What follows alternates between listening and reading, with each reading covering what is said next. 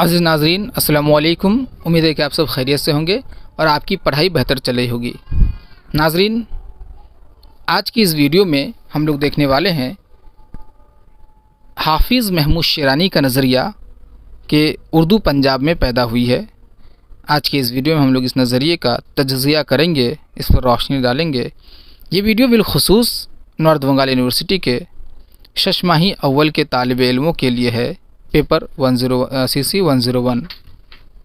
इसके अलावा इस वीडियो से वो तमाम तालिब इल्म फैज़याब हो सकते हैं जिनके निसाब में उर्दू के आगाज़ व इर्तिक़ा के हवाले से मुख्तलिफ़ नज़रियात का मौजू शामिल है।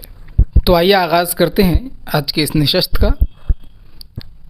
इस वीडियो को शुरू करने से पहले मैं इस नज़रिए और हाफिज़ महमूद शेरानी के हवाले से चंद सवालात, मौरूज़ी सवालात जो कि अक्सर आपके इम्तिहानात में पूछे जाते हैं, उसे पेश कर देता हूं ताकि जब आपके इम्तिहान में ये पूछा जाए तो आप बआसानी जवाब दे सकें। तो सबसे पहले देखें कि उर्दू पंजाब में पैदा हुई ये नज़रिया किसका है। तो ये हाफिज़ महमूद शेरानी का है। सवाल को इस तरह भी घुमा सकता है कि हाफिज़ महमूद शेरानी के मुताबिक उर्दू कहाँ पैदा हुई, तो पंजाब में पैदा हुई। सवाल किसी भी तरह से घुमाएं, आप सवाल के रूह को समझ लें, आप जवाब दे पाएंगे, चाहे वो पैटर्न ही क्यों ना चेंज कर दे। उसका 2 नंबर सवाल देखिए कि हाफिज़ महमूद शेरानी की पैदाइश कब और कहाँ हुई। तो 5 अक्टूबर 1880 में राजस्थान के टोंक नामी इलाके में। इसी तरह हाफिज़ महमूद शेरानी की वफ़ात कब और कहाँ हुई, तो 15 फरवरी 1946 ईस्वी में टोंक में ही इनकी वफ़ात हुई। 4 नंबर सवाल देखिए कि हाफिज़ महमूद शेरानी के वालिद का क्या नाम था। तो हाफिज़ महमूद शेरानी के वालिद का नाम मोहम्मद इस्माइल ख़ान था, जो कि एक शायर थे। 5 नंबर सवाल देखिए, पंजाब में उर्दू के मुसन्निफ़ कौन हैं। तो ये किताब है और इस किताब के मुसन्निफ़ हाफिज़ महमूद शेरानी हैं।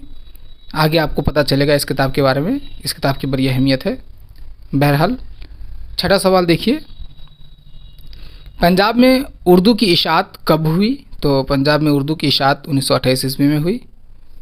7वां सवाल कि पंजाब में उर्दू के अलावा हाफिज़ महमूद शेरानी के 2 दीगर तसानीफ़ का नाम बताइए। तो मक़ालात शेरानी और पृथ्वीराज रासू, ये 2 उनकी दीगर तसानीफ़ हैं। 8वां सवाल देखिए, उर्दू के पंजाब में पैदा होने का नज़रिया हाफिज़ महमूद शेरानी से पहले किसने पेश किया था। क्योंकि हाफिज़ महमूद शेरानी ने इस बात का एतराफ़ किया है कि ये नज़रिया उनका जो है कि उर्दू पंजाब में पैदा हुई, ये कोई नया नज़रिया नहीं है, बल्कि ये इस नज़रिए को इनसे पहले किसी ने पेश किया था। इन्होंने वजाहत के साथ और दलील के साथ जो है इस पंजाब में उर्दू में पेश किया है। तो उस आलिम का नाम है शेर अली ख़ान सरखुश। इन्होंने अपने तज़किरे एज़ाज़ सुखन में 1923 ईस्वी में इस नज़रिए को पेश किया था, मुख्तसरन पेश किया था, इसलिए हाफिज़ महमूद शेरानी ने इसे वजाहत के साथ, दलील के साथ जो है पंजाब में उर्दू में पेश किया। 9वां सवाल देखिए, हाफिज़ महमूद शेरानी के नज़रिए की तायीद किन अदीबों ने की। तायीद यानी कि उनके हक़ में किन किन ने बात की। वैसे तो बहुत सारे अदीबों ने बात की, लेकिन जो ख़ास हैं वो हैं सुनीति कुमार चटर्जी, मुहिउद्दीन क़ादरी ज़ौर, ग्राहम बेली और ग्रेटसन। ये वो हैं जो इनके नज़रिए की तायीद कर रहे थे। 10वां सवाल, हाफिज़ महमूद शेरानी के नज़रिए की तरदीद किन मारूफ आलिमों ने की। तो जो इनके ख़िलाफ़ थे तो मसूद हुसैन ख़ान और ज्ञानचंद जैन। ये अहम सवालात थे जिसे आप अज़बर कर लें ताकि आपके इम्तिहान में जब पूछा जाए तो आप आसानी से जवाब दे सकें। तो अब आइए देखते हैं इसके नज़रिए को। उर्दू के आगाज़ व इर्तिक़ा के हवाले से जितने भी नज़रियात हैं उनमें से एक अहम नज़रिया हाफिज़ महमूद शेरानी का है। इन्होंने ये नज़रिया कायम किया कि उर्दू पंजाब में पैदा हुई है।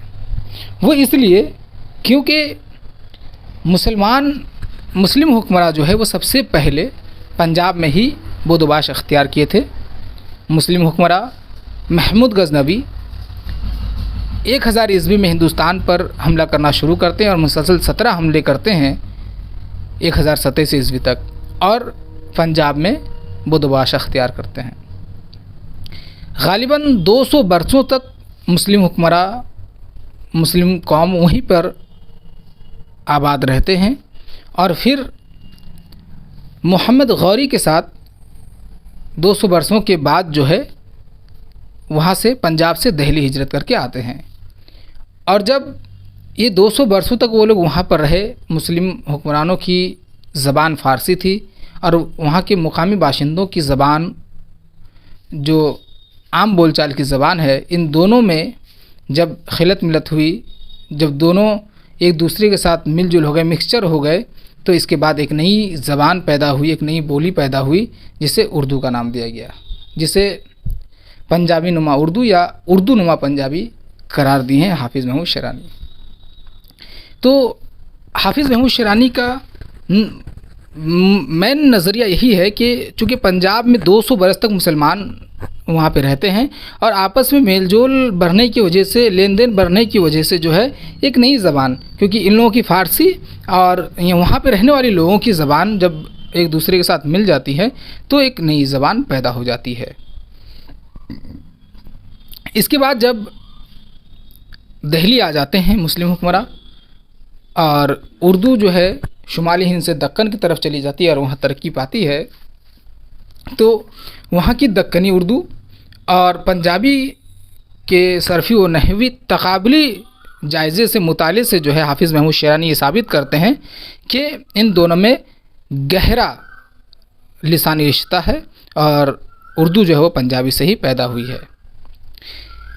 یہ نظریہ انہوں نے قائم کر دیا۔ اس کے بعد جو ہے متعدد عالموں نے اس پر لکھنا شروع کیا، اور اس کے حق میں بہت سارے عالموں نے لکھا، لیکن مسعود حسین خان اور گیان چند جین جو کہ مشہور ماہر لسانیات ہیں، انہوں نے ان کے نظریے کی تردید کی ہے، یہاں تک کہ نصیر الدین ہاشمی نے بھی ان کے نظریے کی تردید کی ہے، کیونکہ ان کے مطابق، ان ماہرین لسانیات کے مطابق، کسی ایک جگہ میں دو زبانوں کے میل جول سے تیسری زبان پیدا نہیں ہو سکتی ہے۔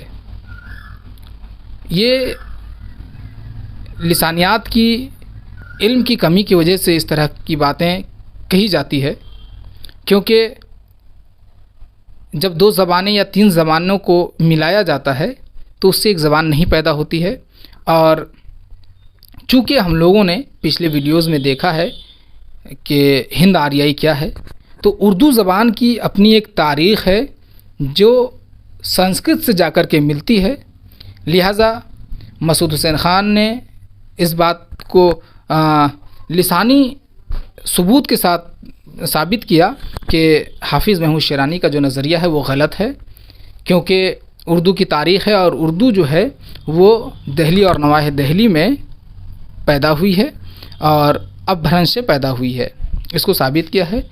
اور یہ بھی بتایا ہے کہ حافظ محمود شیرانی نے پنجابی اور اردو میں جن خوبیوں کو بیان کیا ہے، صرفی و نحوی خوبیوں کو، وہ اس دور کے ہریانی زبان میں بھی موجود تھی، جسے حافظ محمود شیرانی نے نظر انداز کر دیا، کیونکہ اگر آپ پنجابی کے ساتھ اردو کا تقابلی مطالعہ کرتے ہیں تو ہریانوی کو اگر لے کر کے کرتے ہیں تو پھر حافظ محمود شیرانی کے نظریے میں کوئی دم نہیں رہ جاتا۔